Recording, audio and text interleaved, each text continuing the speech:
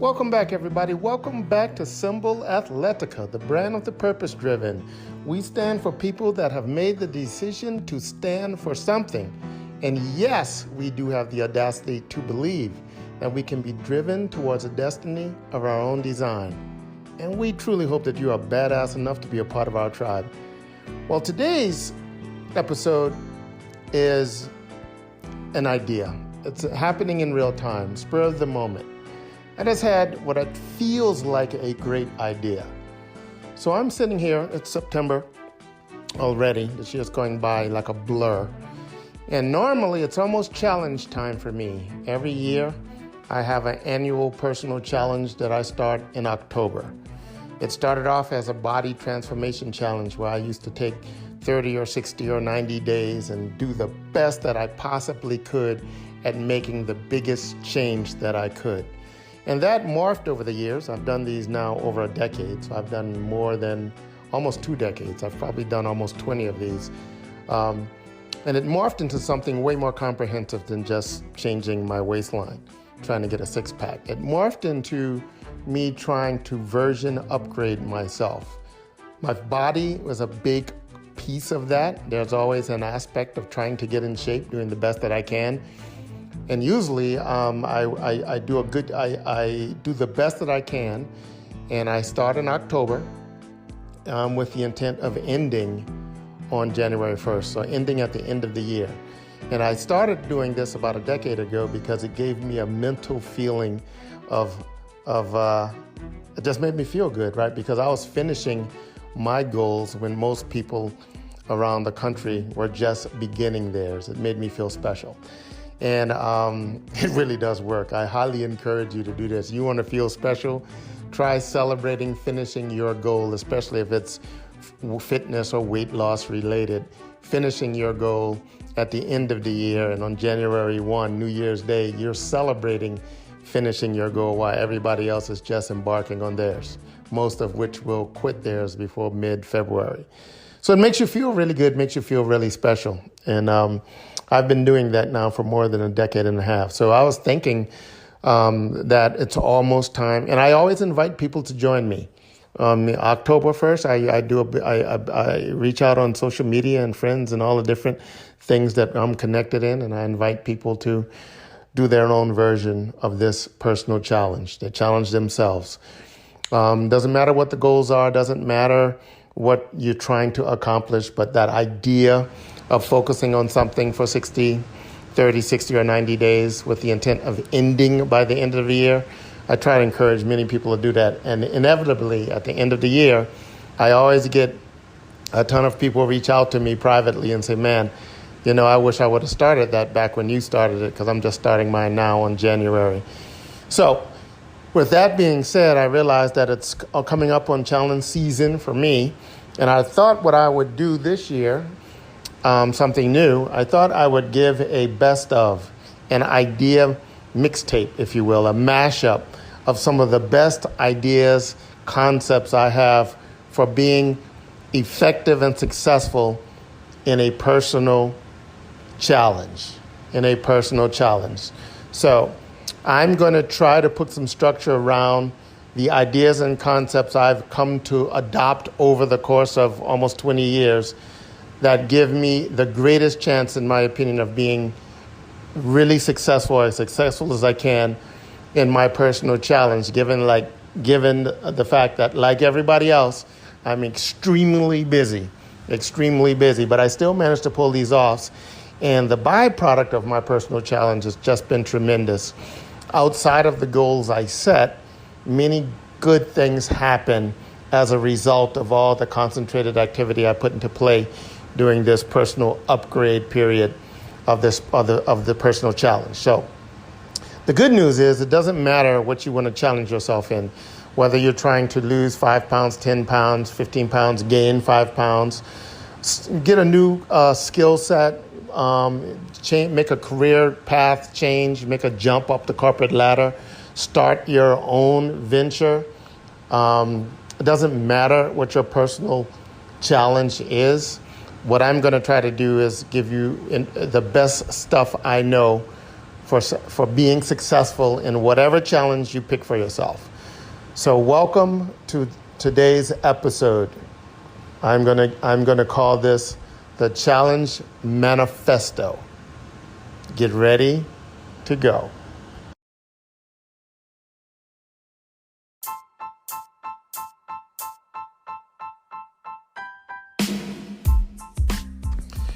All right, the Challenge Manifesto. So, right off the bat, I have bad news and good news. Good news and bad news. I'm going to give you the bad news first. The bad news is I am literally going to do this in real time. I'm organizing my thoughts as I share my thoughts with you. No notes. No pre-structure. So hopefully it's coherent and I can do a decent job of that. That's the bad news. The bad news is not pre-thought. So I'm sure if I were to take the time to pre-think this and write down notes and put some structure, I might possibly be able to do an even more comprehensive job. That's the bad news. But here's the good news.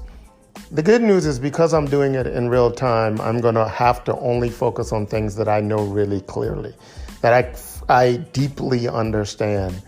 And they have become a part of my ethos, a part of my thinking, and things that I find to be extremely valuable. So the good news is that you're going to get something, or at least I'm trying to share something that I feel that I'm very, very clear on my understanding and my ability to share. So hopefully that bad news, good news thing works out in your favor. I highly encourage you to take some notes as we go along.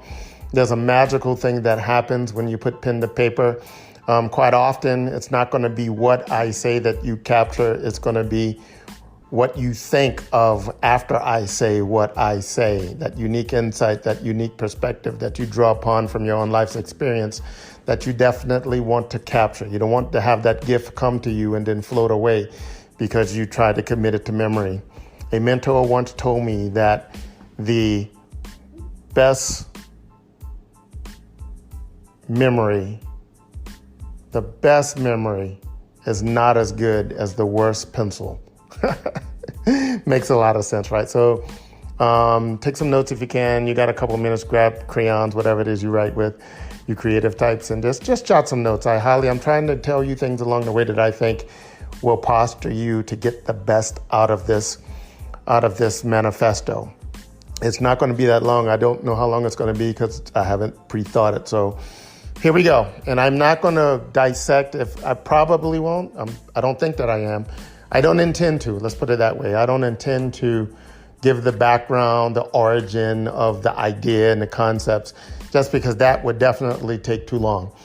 But what I'm going to share is mostly a compilation of things that I've synthesized over the years of ideas and strategies and technologies given to me by people further down the road than I am. Things that I've been able to take in, understand, experiment with, and apply in my life, see results, believe in the results, and then share that process. So here we go. Starting the Personal Challenge Manifesto, the Challenge Manifesto version 1, CMS 1. I like to give things names and abbreviations. It makes it feel more real for some reason to me, and fun. And I like to have fun. But here we go. The first thing I'm going to ask you to do or encourage you to do, and some of these things, just my last little caveat / warning about how I operate and or think. Some things may seem a little weird. Some things may not seem that meaningful at the time, but I still highly encourage you to just do it anyway. Just do it anyway. I'm going to just leave it at that. So first thing first. First thing you need to do, I encourage you to write down where you come from. Where you come from. It's almost like an origin story. Now, there's no rules to how you do this. You can make this as surface level as you want. The state you come from, the city, that type of thing, your families, that type of thing. You can really think about it and make it as deep as you understand it to be. If you want to start with creation or the Big Bang, go for it. But I want you to, as best as you can, summarize where you come from. It's going to be vitally important. This is an origin story. We're putting to paper.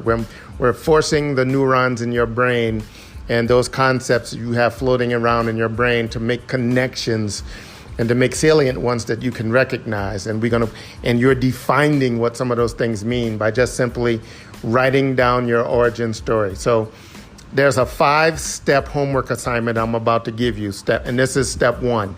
You can make this as short or as long as you want it. I'm not encouraging you to spend days on each section, but I am encouraging you to spend more than 5 minutes of thought on each one of these 5 areas. The more you put into this, the more you will get out of it. That's just a truism that I think stands universally across disciplines. But the more you put into this, the more you're going to get out of this. So the first thing you're going to do is write down where you come from as best you know, as best you understand.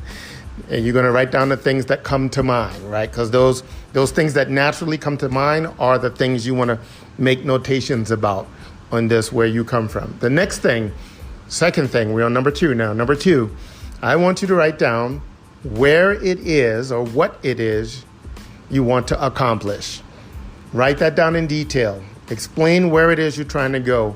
Explain who it is you're trying to become. Explain what it is you're trying to obtain. You're going to write this down in detail. You're going to write this down as much detail as you can, right? So spend some time creating that. So number 2, where it is you're going, right? Number 3, and I encourage you to do these exercises in the order that I'm presenting them. In the order that I'm presenting them to you. So number 3, after you write down where it is you're going and what it is you're trying to do /or become, number 3, I want you to write down, where are you now? Now, after doing those 2 exercises, that's going to build context of your thinking. So now, in the wake of that context, I want you to write down where you believe you to be right now. And describe that as best you can. Put some details in there. Describe it as best you can. Where it is, where are you now? That's number 3. Number 4 is, I want you to imagine now that you have accomplished those things that you have written down that you want to accomplish. You have done those things. You have gone those places. You have become that person. So now I want you to write down what accomplishing those things will mean to you. What will that mean to you? Write down what comes to mind. What will that mean to you? Now, that's going to be very closely associated with how you feel. If you can imagine that having come to pass, it's going to generate feelings and emotions. So write all of that stuff down. But for exercise number 4, I need you to write down what accomplishing your goals or getting that goal done, becoming that person, having that goal come to pass, what will it mean to you? That's number 4. Now, number 5, I need you to write down some of the things you are willing to give up to get those things that you did in number 4. Now, I need you to think through that. I need you to write down some of the things that you are willing to give up to get those things, whether they be feelings or whatever you wrote down there in number 4. What are you willing to give up out of your life right now to guarantee you having those things? If it was guaranteed you could have those things, but you had to give up some other things, what are you willing to give up? So write down let's just call this the sacrifice list, right? What are you willing to sacrifice to get those things on assignment 4? So now we have 5 things. 1, we have your origin story, where you come from.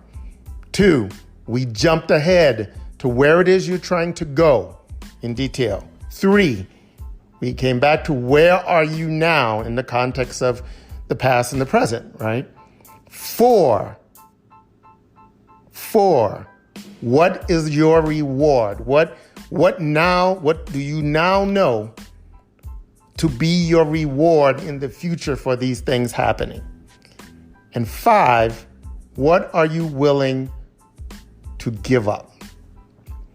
You got to go, this is the most important part, doing this 5-step homework assignment.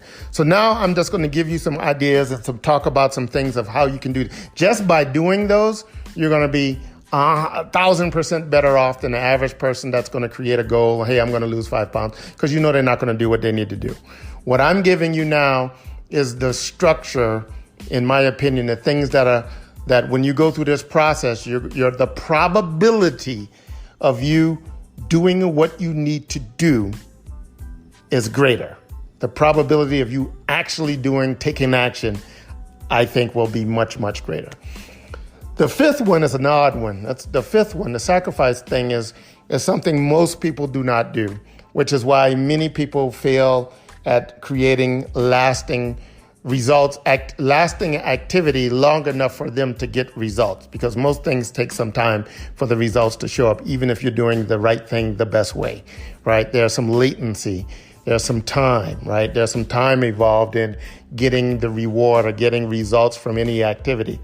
And most people can't stay consistent long enough to get results, so they quit, even though they may be doing the things 100% right and in the best way.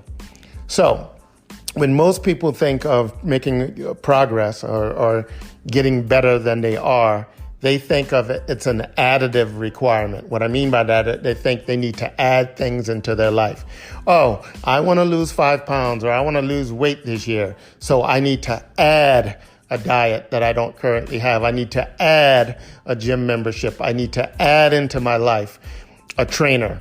Right? I need to add that, and that's the most common default reflexive response people have when they think about getting better at anything. Their mind tends to go to things they need to add to get those things.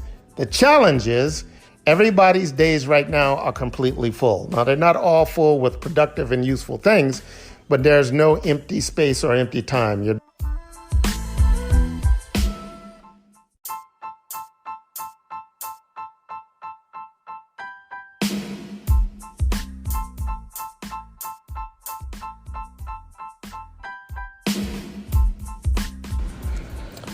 All right. So we're talking about sacrifice and how uncommon a structured sacrifice is as a part of a personal strategic plan. Most people have an additive reflexive response, so they think they need to add things into their life.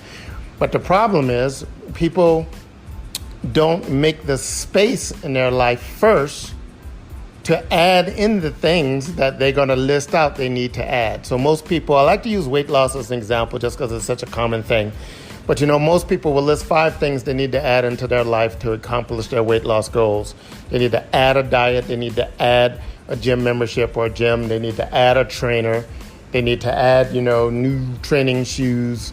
They need to add equipment, whatever it is. But what they don't do before they add those things is that exercise number 5. They don't predetermine what they're willing to give up to get their reward. So they don't make the space. I like you think about the time in your day as space that needs to be filled up with stuff. The stuff you do fills up space. That's a good way to think about it. So for you to add something into your day, you need to make the space, which means you need to take something out of your day. Now, of course, this is philosophical, right? But it's very practical. Most people, even you can tell what most people do by their language. Most people will tell you that they can't find time to work out. They can't find time to go to the gym. They can't find time to learn that new skill. They can't find time to launch their business. And they're being pretty accurate because they can't find time because there's no empty space. There's no empty time space. But if before they embarked on this mission, before they launched this plan, they said, okay, in my quest to lose 5 pounds, in my quest to launch my business, in my quest to learn this new skill, I'm willing to give up TV during the week. So let's just imagine you cancel your cable, or you have discipline and you say you will not cut on the TV Monday through Friday. I'm just using this as an example, right? So now, for people that normally watch an hour, 2, 3, 4, 5, you know who you are out there, hours a day of television, you now have created the space for you to put those things in that you automatically know you need to add. So you no longer have the challenge of finding time to do the right thing. You find the time to do the right thing when you create the time on purpose in advance to do the right thing. So this idea of sacrifice is fundamental to your planning, to your strategy. So make sure you have some things that you can think of. Don't just think of, don't do what most people common approach will be. Don't do what's common. Don't do, I will make the time. I know I'm going to do this. My days are too crazy. Every day is different, but I will find the time. Don't do that. Put some structure and identify some specific things you're going to take away. Now, if in real time, life gets in the way and you have to make adjustments, then make adjustments. Still, though, don't do the things that you said you would not do. Still make the sacrifice. There's something real and purposeful at your belief in yourself when you are willing to make a sacrifice to get something. Something happens. Something happens when you give up something because you want something else. Athletes and entertainers and a lot of people that take these paths to greatness, right? They know this innately. They give things up. Athletes, the serious and good ones, aren't hanging out partying with their friends. They're at practice. Same with musicians and same with anybody dedicated to a craft. When they give up usually social, fun, feel-good things to do something usually that's not so feel-good, like practice or like, have meetings or whatever it is, learn something new, read, or whatever it is. They have to have the mindset of having the mindset. I can't tell you, I don't have the honor or the privilege to tell you what you have to do. But I will say though, that having the mindset where you sacrifice something to make space for something because it's something you want bad enough to make you willing to have the sacrifice is powerful. That's a powerful thing. Okay, so now we have some structures coming together. Hopefully these are giving you some ideas and hopefully you take me up on this challenge to challenge yourself. Now, here's some things. Here's some of the things I want you to do. So you've got the homework assignment done. You clearly know you've made the space, right? You can look on page 5 on homework section 5, and you see clearly now that you have created the space for whatever it is you're going to find you need to do to make your goals happen. The space part is not going to be a problem. Now, here are some things I've learned to be incredibly helpful. So I want you to look on section 4. Section 4 was where you wrote down how you would feel having accomplished your goal, right? Having become that person, having done the thing. How do you feel having done that thing? What's the takeaway? What's the giveaway? What's the reward? So here's an idea that I find to be very powerful. I want you to assume, because let's just assume these things, right? Let's assume that feeling you have written down on page 4, that's the whole point of you doing all the stuff you're willing to do, the sacrifice, everything. It's all just to get that page 4. So let's assume that that's true, and then let's just say, well, this is what we're going to do. When you start to detail, you need to structure your day. And this is in the activity where you're pursuing your goal and in the outside activity. I'm talking about your entire day. But if you can look at your day, you want to find things you can do throughout the course of your day that gives you just a little bit of whatever you have on that page 4, whatever that payoff is. And let's just say, what's a good example? Let's just say that somebody out there wants to launch their own business, and they realize that how they would feel having launched their own business, what they have on their page 4, is that they will feel that they will feel worthy. They will feel that they have proven themselves beyond what other people might have said they were, right? They will feel worthy. Okay, so that's just an example.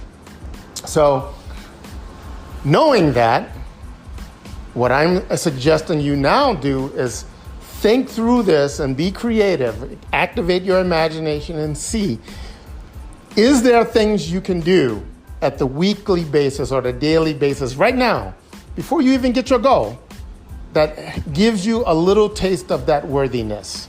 If one of your payoff is you feel, it'll make you feel powerful. You know, it's going to be all over the board because everybody's different. The more honest you are, the better this stuff is. So if everybody's brutally honest with themselves, you're going to have a bunch of things on that, a few things on that page 4, right? So let's just say that you want to feel powerful. Let's just say you come from a place of that, you know, historically you felt pretty powerless. And if you can accomplish the things you want to accomplish, you will feel powerful. That's one of the things you really want to feel. Powerful. So, okay, so now what I'm suggesting you do is, what can you do at the weekly basis or the daily basis that lets you feel just a little powerful, whatever that is. You need to be creative, think through it, because there are some things you can do. Here's why we want to do this. So what we want to do is we want to take, let's just call page 4 your primary drive. Let's just say that underneath it all, when you peel back the onion and you look at all the goals and all the rewards and all the, you know, sexy swimsuits and fancy cars and big houses and charity stuff that you're giving all the stuff away and traveling around the world, all of that, right? All of that stuff. But when you get below all of that great stuff, you know, what you want to do all those things because you want to feel a certain thing. So let's call that certain thing you want to feel your primary driver, or one of your primary driver, because you're going to have multiple of them. So what I'm telling you to do is to hack the system, right? We're going to find a way to give you a little dose of your primary driver on as frequent of a basis as we can be creative to be. If you can think of something you can do at a monthly basis that makes you feel a little powerful, if that's when your driver is, then you're going to incorporate that. Or weekly basis or daily basis. The more you do it, the better you get at it. And then it becomes habit, and you will find yourself doing a myriad of things that gives you just these little micro doses of your primary driver. But here's why we want to do this. So when that primary driver, that self-actualization, that feeling is going to kick off just a massive feel-good chain reaction in the chemistry lab of your body, of your biology, right? It's the endorphins are going to flow. If you don't know what endorphins are feel-good drugs. They make you feel good. They're in drugs like morphine and coke, you know, a lot of very addictive drugs. Very addictive drugs like heroin and all those things have, and their endorphins are chemically very similar to those. But here's the thing. Your body manufactures these feel-good drugs on its own. It's a natural thing that your body creates, endorphins. In fact, if you've ever heard of the term runner's high, where runners kind of get to this point near absolute exhaustion, then all of a sudden they get this rush of feel-good energy, and they can just go farther, faster, and they just feel great. And they feel so good that they seek out that feeling.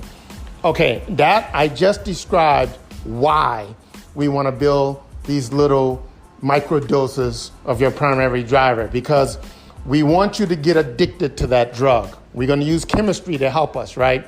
So imagine, okay, if you've ever seen a drug addict on TV or in a movie, hopefully not in your life experiences or your own, but you've seen some of the range. When I say drug addict, you clearly understand what I mean. And And you know that a drug addict, just to feel the feeling that that drug gives them, think about this for a second.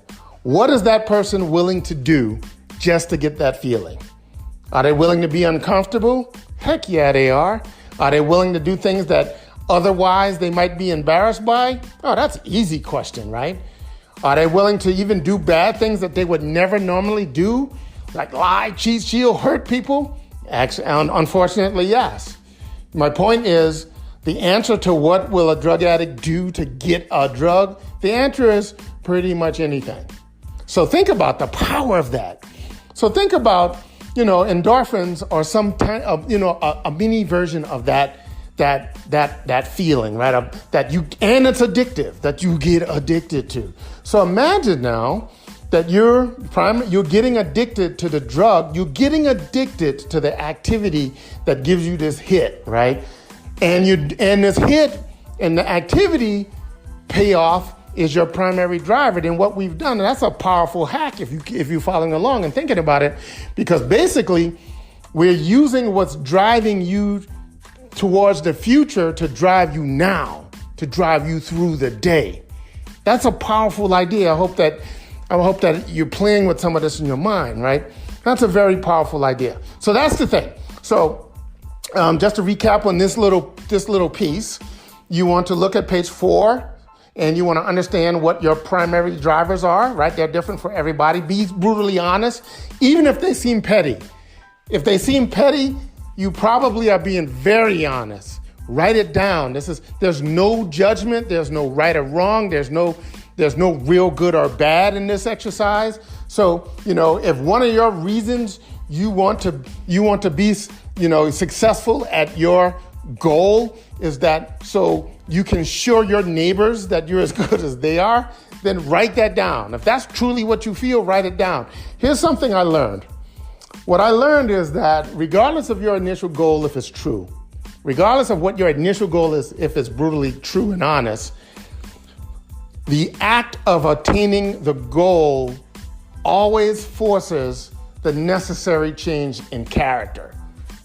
And that's a weird thing, often does. It often does. So although you may start off with a petty goal, as long as that goal is really honest, you will actually become less petty along the way.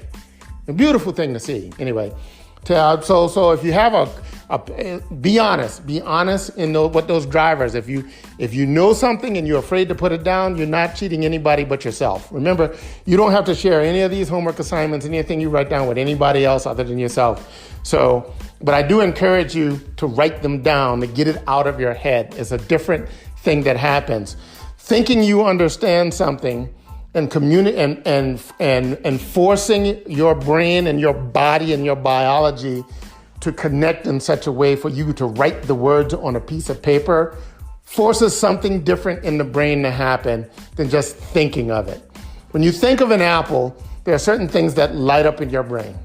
When you think of an apple and write down the word apple or write down the word I love apples, it changes what lights up in the brain, right? Because the brain has to light up in such a way to make all the neurons fire, to make all the stuff happen, to send the signals down your arm, down to the fingers, to control that dexterity for you to hold the pen and the pencil and to write the letters that mean apple on the page.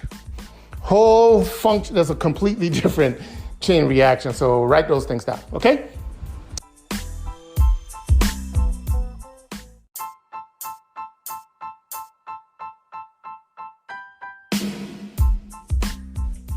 All right, for those of you that are taking up my challenge, my dare to you to give this manifesto approach a try, this book, if you will, that you're creating, this project that you're creating is going to be magical.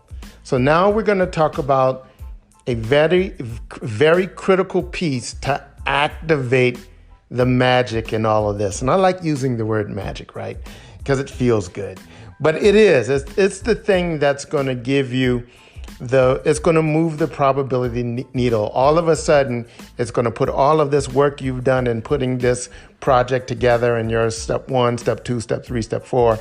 It's like the catalyst to making all of this true. And people act in their truth. So people do not do things that are not true to them. So this is usually, we're going to attack now that something that's usually the missing piece in most people's plans to do big things, or to attain even, not even big things, but just moderate things and modest things are goals. There's just a disconnect between what they are claiming they want to do and what they know to be true. So here we go. Now, for the next step, what we need to do is go back to step one, your origin story. You have it written down. But this time, now that you've done all the rest of this stuff, from that context, from that place, you're in a different place now after you go through all those exercises. So now I need you to go back to your origin story, and I want you to go back and revisit where you said you come from. And now what I want you to do is next to that or in that or right on a different page, you look at the places you come from, and now you need to explain how that place has prepared you to get your goal. How that place you come from it has been preparation for you to get the goal you now claim. And this is a very critical piece. So the way I like to talk about it, I call this visiting Krypton. And it's a great way to look at it because it activates imagination. It makes it less heavy, if you will, but it doesn't diminish the importance of doing so. So the way I explain this, I call it the Kryptonian infinity. So I talk about the powers of Superman, and I ask people, have you ever stopped to think about why, specifically why, Superman is so powerful as a character here on Earth, right? The comic book character. And it's not because he can fly, he's bulletproof, he's super strong, has X-ray vision, heat vision, and none of that stuff. He only has those things here on Earth because he comes from Krypton. It's only the fact that he comes from this other planet that gives him all these superpowers here on Earth. And the idea is this: when you look back at where you come from as preparation for where you are headed, your past becomes your Krypton, and it does bestow you with powers. When you look back, when you can formulate and understand for yourself how your past has prepared you for what's next, then you become empowered in the moment. This is fundamentally different than most people's viewpoint of their past. Most people view their past as reasons why they have limitations, as reasons why they cannot do certain things or go certain places. So I'm telling you now to go back and re-understand how your origin story has prepared you for what is next. I need you to go visit Krypton, your Krypton.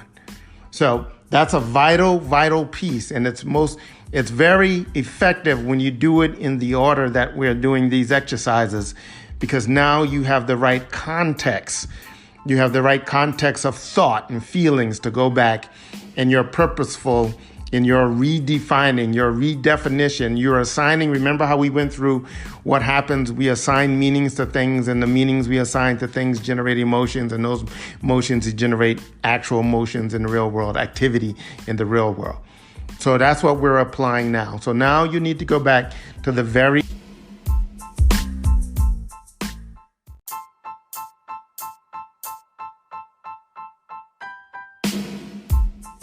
So, all right. So one last recap, because this is real important. You're going to understand what your primary drivers are, and you're going to find a way to get that primary driver payoff in a small way, on some frequent base, on some earlier time than you obtaining your goal, like a monthly basis or a weekly basis or even a daily basis on some way.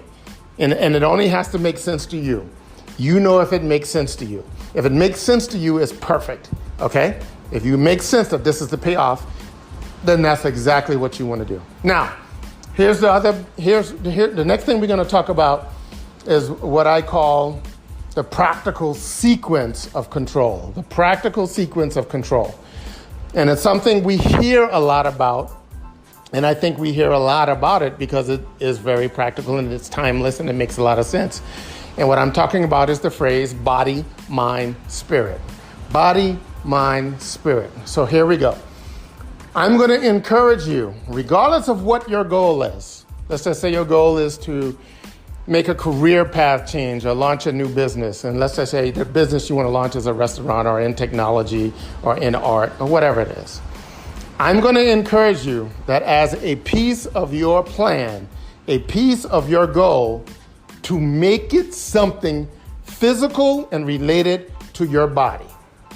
I'm encouraging you to have a physical component. If you love your body, that's awesome. I still encourage you to do this.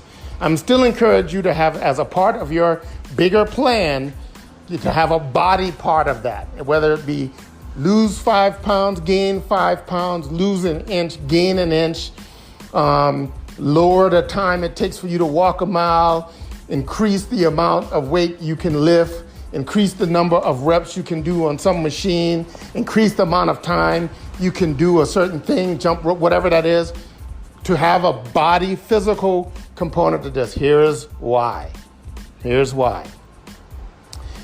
So your body is a very complex system. Maybe the most in the universe. I don't know, but it's up there, I'm sure. And your body is comprised of multiple systems. You have a cardiovascular system, endocrine system, musculoskeletal system. There's a system of metabolism. You have all these different systems that are connected and intertwined that you don't fully understand. You have some notions and you understand them to a degree, but it takes people spend their entire lives just understanding just one of the systems that comprises you. And you're made up of hundreds of, if not thousands of systems. But here's what happens when you make a physical body goal. When you make a physical body goal, for you to get a result, that means that you have to change your action in such a way that all of those connected systems push out what you want, whether you understand how they work completely or not. So, and it's empirical and it's definitive and it's indisputable, right?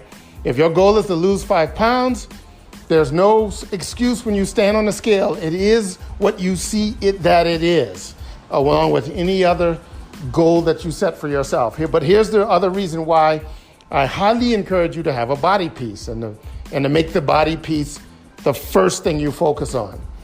Because the systems involved in your body are going to be way more complicated than the systems required for you to be successful in anything else you're trying to do.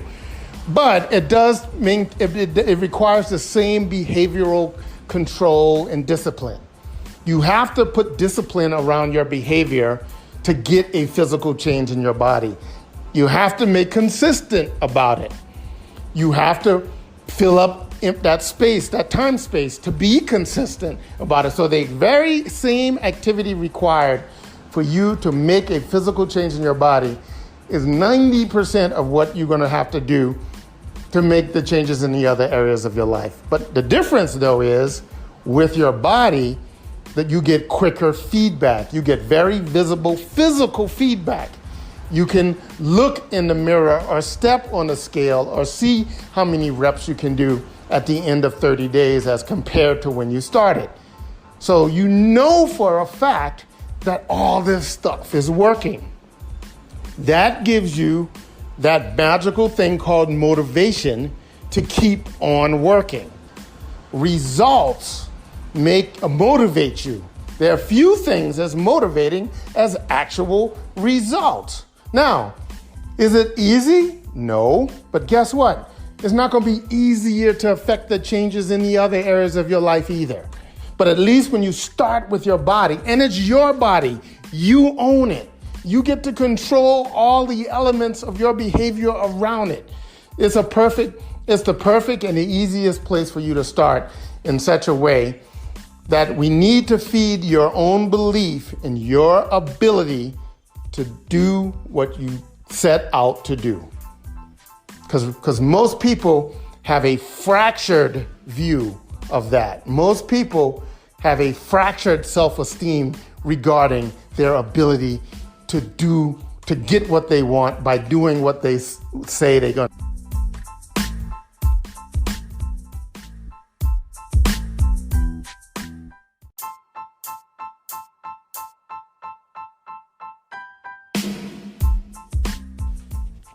Okay, so we are talking about the body part of body-mind system and why focusing on the body first feeds your belief system in yourself.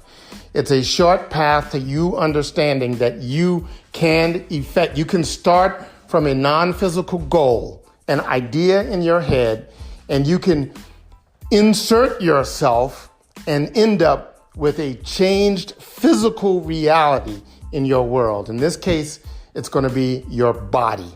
Your body in terms of composition or your bodies in terms of capability. You're going to effect that change to the degree that you set out to do it from your idea, from idea to reality. And that's going to feed your belief in you. Once you realize that you have this magical power to shift reality, to change, to start with nothing, an idea, for nothing, and then have an idea fill that space, and then have that idea turn into a physical reality, that's a very powerful state for you to be in. So that's why we want to start with body. Now that you've done that and you have belief in yourself, we're going to shift to mind. And by mind, we just means what your thoughts, it's the combination of your thoughts and your thinking. So now you're going to apply the same methods that you apply to your changing your body. You're going to apply them. You're going to attempt to apply that same type of structure and discipline to your thinking. I'm going to force you to think about your thinking. So we're going to assume through the course of this personal challenge that thoughts matter, that what you think about matter. And here's a general summation as to why. So when you think of something, whatever that is, what you think of has some type of, it means something to you. You should write down this little sequence and make it better, but this is going to be really helpful for some people that are stuck. When you have a thought, you assign a meaning to that thought. The meaning you assign to that thought generates a feeling, an emotion. That emotion is what's going to push you into action. That emotion creates the motion in your body. You're going to take action based on that feeling. But that feeling came downstream from meaning of your thoughts or the images in your head. So let's keep that clear. You have a thought, generates an image of which you've assigned some meaning to. Whatever that meaning is, generates a feeling. That feeling is what's going to make you move or not move or take some action or not take action. Okay, so because of that sequence, we now need to control that, right? We're going to try to, in the beginning, artificially control that. So let's imagine, and the science supports that we have something like 62,000 thoughts a day, right? Everybody has. So most people never think about their thinking. So most people, they go through 80% of their day just letting whatever thoughts pop up in there. And then remember, whether you put the thoughts there or they just pop up there, you've assigned meaning to what's there. That creates a feeling. The feeling creates an action. And action creates results in the real world, right? So we're going to, in the beginning, artificially try to control that. You're going to force yourself to think about things that serve you in the effort of your obtaining this goal, that are positive in the effort of attaining this goal. Now, here's the only reason why we're going to try to do this is because it's very practical to try.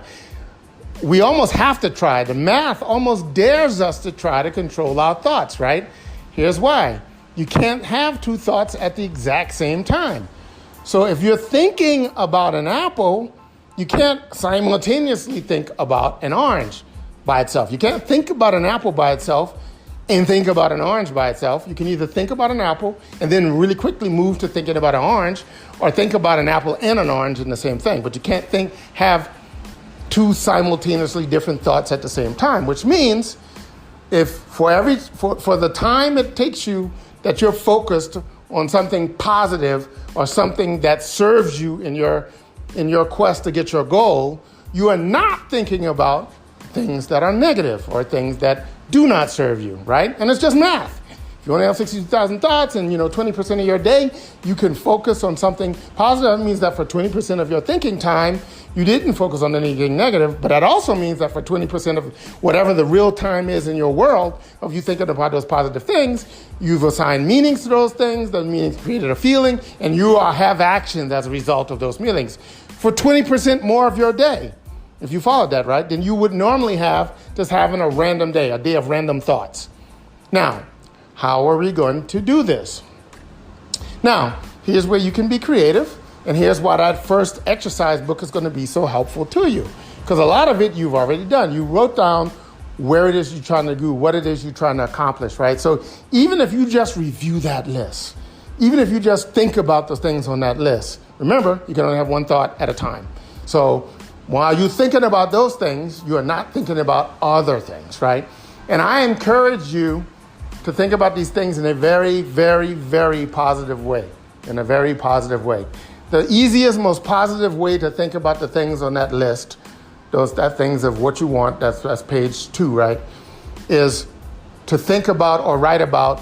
Here's an even better way to do it. If you write statements related to those things, that really focuses your thinking down, because now you got to do all that stuff where I said earlier that requires for you to write things, right? So that's why writing affirmations and writing gratitude statements and writing, your daily plan every day and revisiting them halfway through the day and rewriting them. That's why all these things might work, right? That's one of the reasons they might work, other than time management and things like that.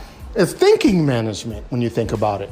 It's forcing you to organize your thinking in a way that serves you, to think about positive things. Now, in the beginning, you're going to artificially do this. You're going to make yourself do this. When you have a negative thought, think about the fact that you're having a negative thought. Think about the fact that you're stopping, and think about the fact that you're now going to have a positive thought. It's almost like you're trying to just balance the thought out, right? So, oh my gosh, I just thought some negative stuff for the last 2 minutes. So let me take 4 minutes now and twice as long and think about some positive things. Because just make up those type of games, those math games, right? Oh man, that minute I just spent negative thoughts. Let me undo that real fast. Let me think about some really positive things. Now, it sounds funny and it sounds kind of foo-foo and it sounds like, kumbaya and all that stuff, until you do it, until you try to do these things, and then all of a sudden you realize that, holy crap, there's something to this, and you're going to see that very, very quickly. So there you have it. So you're going to body, mind, spirit, right? So you can put structure around controlling your thinking. You can do that. You can do this in any order. You can go mind, body, spirit if you want, but I'm telling you that the empowered person that has demonstrated to themselves that they have the ability to control reality is going to be much more effective at controlling the unseen intangible, which are thoughts. The unseen and intangible. You want to fortify yourself before you go into that. And it's something that most people have never done, and there's no evidence of it working right away. So you need to go in there fortified. So that's why body, mind, spirit is the way we suggest this. So finally, we're going to talk about spirit. We don't mean spirit in a religious context. Let's just define spirit to be your relationship with your world, the unseen relationships you have with your world that do affect you in this world. So that's everything. That's everything that you can't see or you can't be aware of in your world, your space. But that actually does have effect on you, like gravity.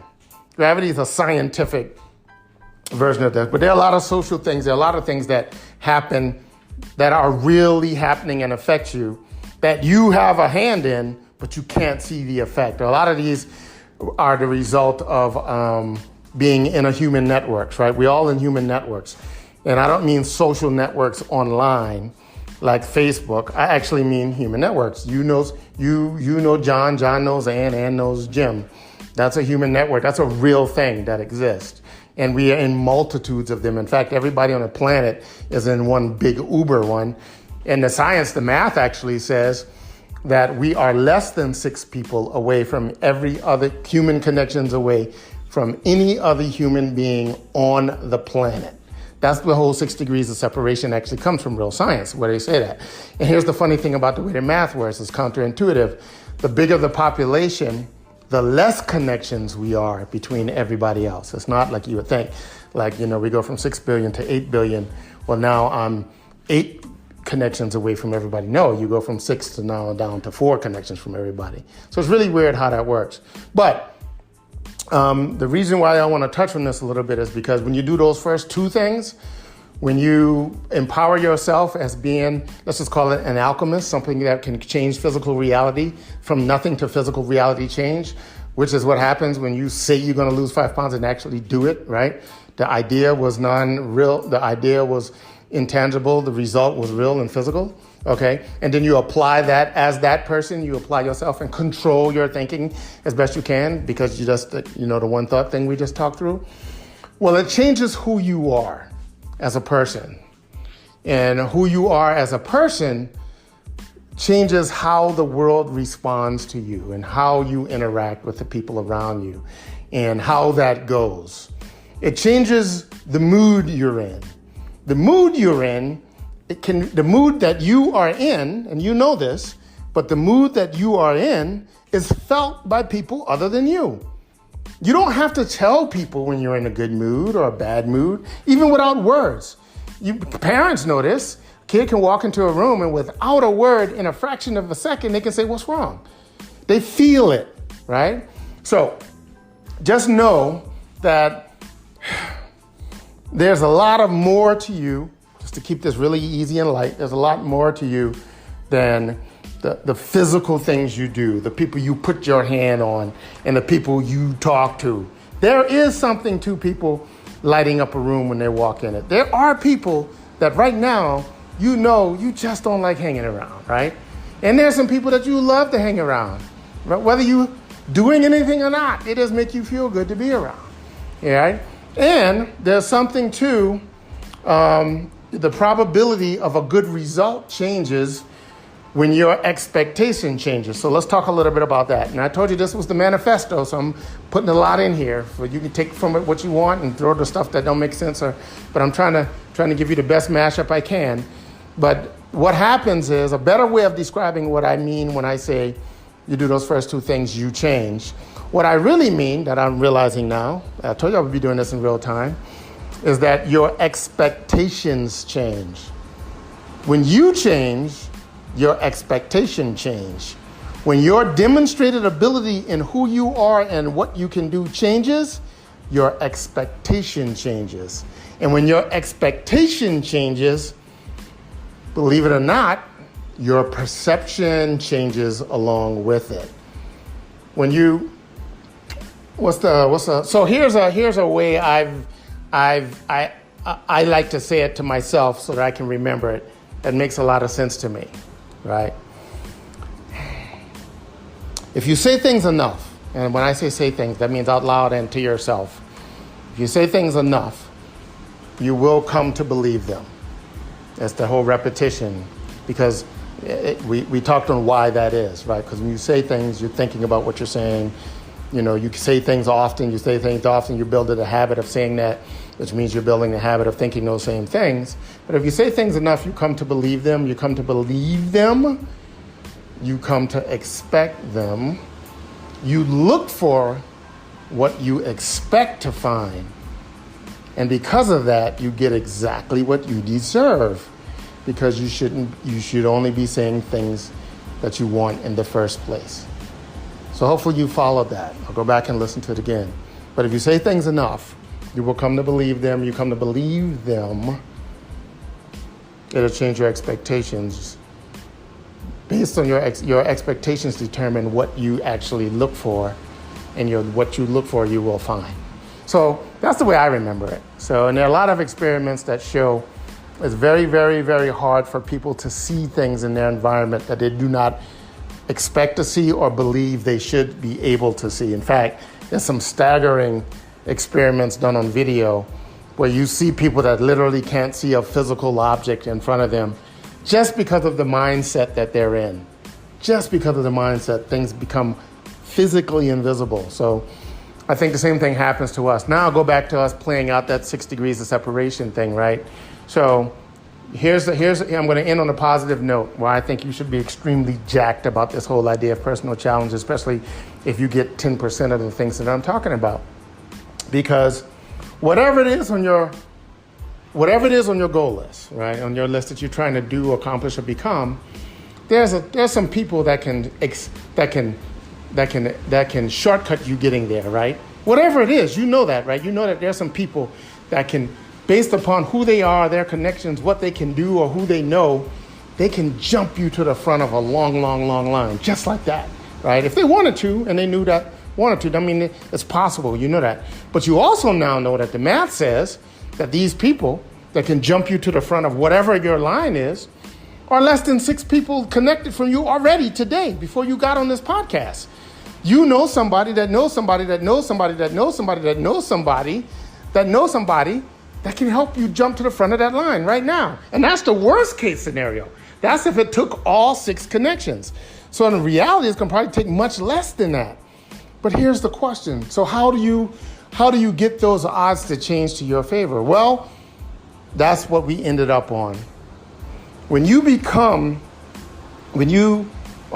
go through this process, this is my belief, right? But my belief is when you go through this process of what I'm calling personal challenge, and you do it in the way that I just described, and you control, first you reaffirm or demonstrate if it's the first time, or reaffirm your power, your alchemic power of change, it's nothing to something.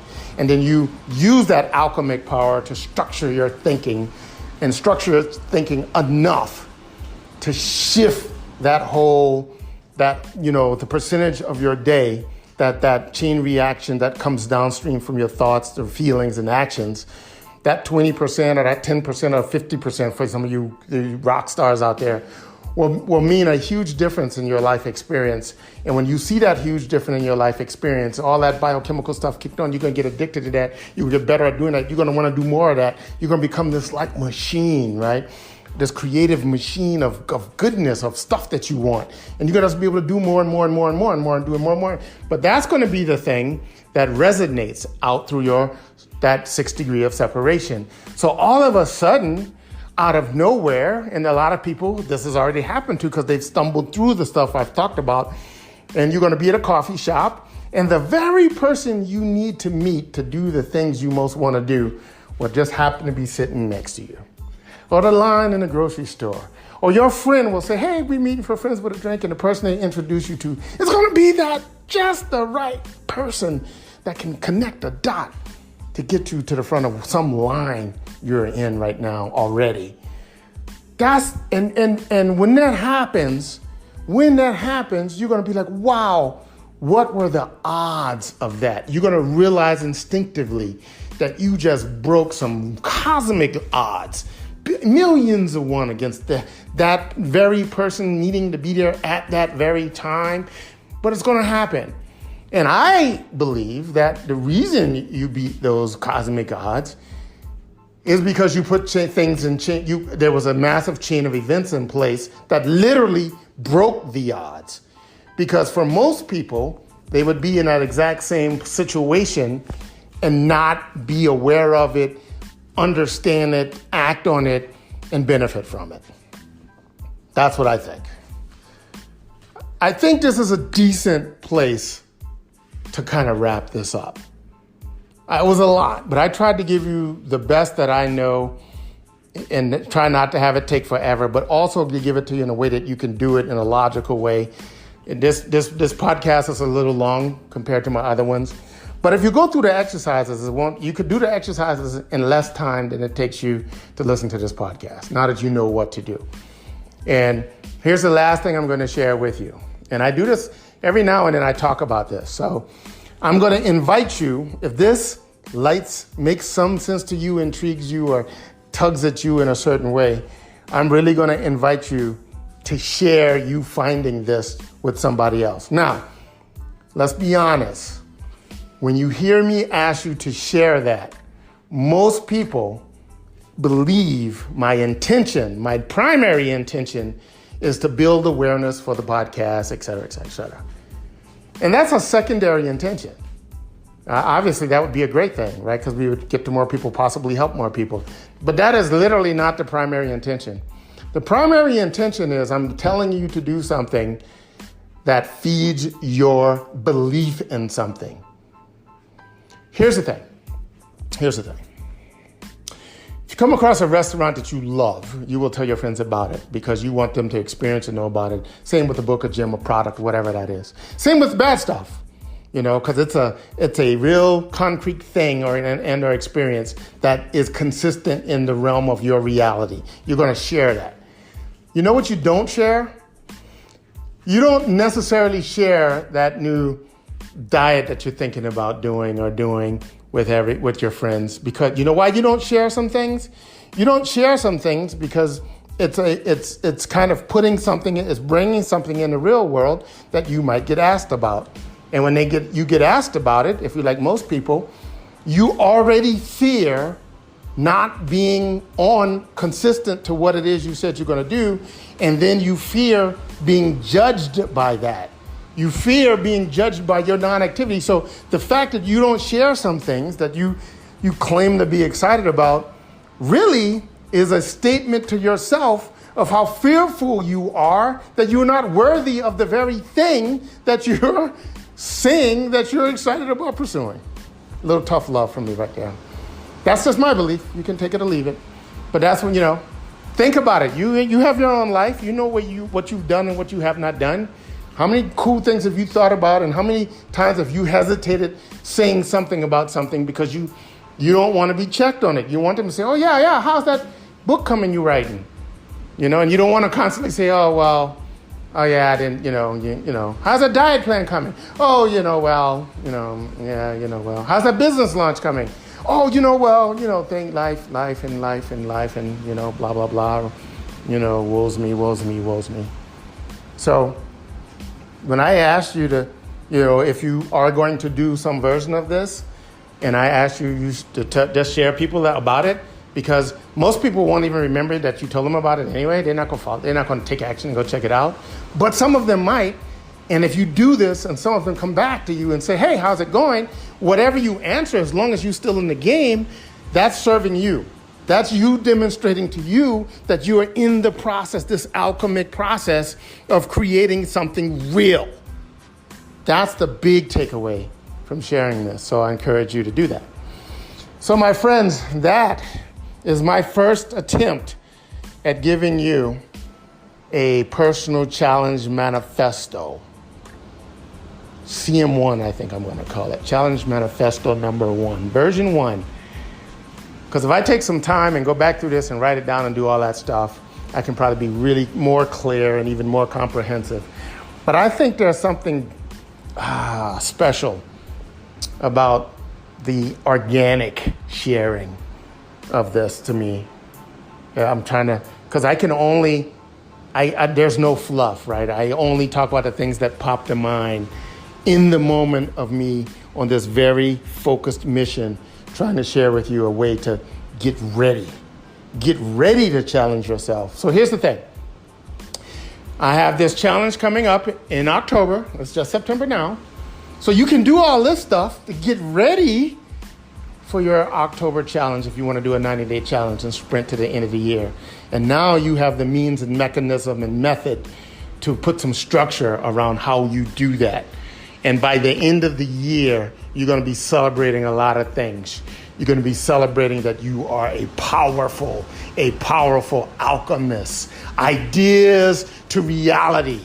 You can control the intangible and unseen, like your thoughts. And you can, on a constant basis, be fed by your primary driver, which means you have tapped into the most powerful energy source known to humans. That, my friends, would be a very powerful way to end the year and to start a new one. Thank you for tuning in to Simple Athletica. Please make sure you tell people that there's a conversation out here going on. You just never know. You just never know.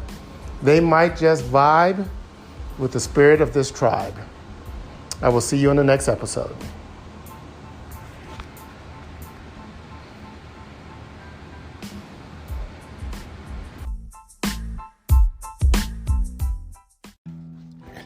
Well, I hope you haven't enjoyed the Challenge Manifesto 1, CM1, first edition. I really do. I honestly believe it can be tremendously helpful in you organizing your personal plan. It's actually the result of a lot of research, a lot of study, a lot of practical application. And it finally, it gelled over the many years into a way that I could share it in that story format. The most important part is that homework assignment, that 5-part homework assignment. Most people are not going to even take the time to do that. So I'm going to share 2 things with you. This is bonus information. One is if you struggle with just even getting the homework assignment done, because it's not a complicated homework assignment, then 2 things. One is you may struggle with where you're trying to go. You may have a destination struggle. You may not have decided what you would like to become or do or try to become. In that case, as crazy as this suggestion sounds, I always tell people just to make something up. Just to make something up that sounds good, feels good to you, and then get after it. 'Cause what happens is, in the effort of doing, clarity emerges. So if you say, hey, this is what you pick something that's arbitrary, and as long as it's exciting to you, once you start applying effort, once you start going through the exercises, once you start taking action, along the way you will realize, oh, you know what I really want to do is this. It becomes clear along the way. The really good news is it doesn't change what's required to you for the most part. Most of what you need to do in the case of personal adjustment is going to be the same across all chosen destinies. A good chunk of it will be. The second thing I will offer up is that a lot of people may struggle now because they're hyper distracted and mentally just stressed right now because it's so much going on, so much uncertainty in their lives and in the economy with what's going on with the COVID virus and all the change and all et cetera, et cetera. And you may be suffering from a depressed amount of mental energy. It's common, it's just chemical, right? And if that's the case, I highly recommend you look into jacking your mental energy, if for nothing else, for this exercise. And there are a lot of ways you can do that. I have a nootropic of choice. If you want to try that, you can just go to samplev.com, V as in victory. If you go to samplev.com, that's a nootropic called Brain Reimagined by a company called Velavita. Very economical, very functional, and very good stuff. If for nothing else, it's going to at least give you mental energy. And my suggestion would be, if you feel this might be something you struggle with, to give that a try and get the product, get on it for a couple of days, and then do the homework assignment and carry on and prosper. The other thing I'm going to challenge you to do, if you really want to take this to another level or take this serious, I want you to imagine that this Challenge Manifesto is a seminar. And it's a seminar that cost you $100,000 to take. That's a lot of money for anybody to take a seminar. And what I'd like you to do is to imagine, take a piece of paper and draw a little rectangle. You're going to draw a picture of a check. And you're going to make it look like a check. You remember what those things used to look like? Back in the day when you used to write checks. So you're going to make a check, and you're going to make a check, make it out to me. And in the subject matter where you put what it's for, you're going to make the check out for $10,000. And you're going to put in the little, what it's for, the memo section, put 1 of 10 installment payment of 10 grand. Then fill it out, write it out for $10,000 and sign it. Just go through the act of paying for this seminar, the first installment of this seminar. You will be amazed at how that little game, that little made-up game I just explained, you will just be amazed at what that will do to your ability to focus on and take this serious and treat it like it's real. Fortunately or unfortunately, we live in a world where we kind of know that we get what we pay for, and we often completely undervalue the free stuff. So this is a way that you can go through the motion and feel it. If you can imagine, this not being free. Imagine that this Challenge Manifesto is a personal seminar between you and I, and the price tag for that seminar is $100,000 paid in 10 increments of 10 grand each. I want you to physically draw out that first check, write out that imaginary check of a $10,000 installment, and you will probably treat this game with a little bit more attention and focus. With that, my friends, I really do wish you the best. I hope that you get something from this idea. I think it's going to be tremendously useful. Going through the process might give you a better idea of your own, but have some structure and work within a framework, work within a structure, work within a way that makes what you're trying to do real. Because I said it earlier in this manifesto that we all work within the confines of our own personal truths, whatever they may be. And most people never spend the time to evaluate what their personal truths even are. So if for nothing else, you are way better off already. Thanks, my friends. Good luck. Let me know. I would love to hear if you take me up on trying this. Send me back the testimonial when it's done, because I already know it's going to be amazing. Take care.